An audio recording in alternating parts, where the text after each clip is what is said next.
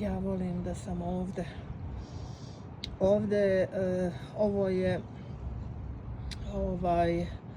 mjesto na plaži gdje ja volim da provedem svoje vrijeme.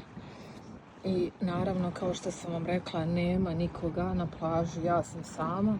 Temperatura je 50. Evo, možete da vidite.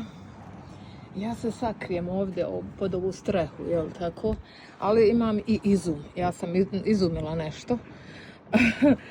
U ovu futrolu koju se treba ostaviti telefon, ja stavim led.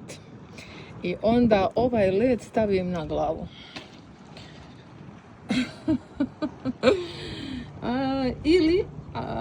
Ali nije to 50 kao kod nas.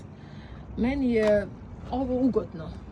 Znači, uopšte mi nije nikakav problem da budem na plaži. Ja se sakrijem, evo, to je neka kao streha. I vidite kako je. I ja se ovdje ovako odmaram. Ljepota.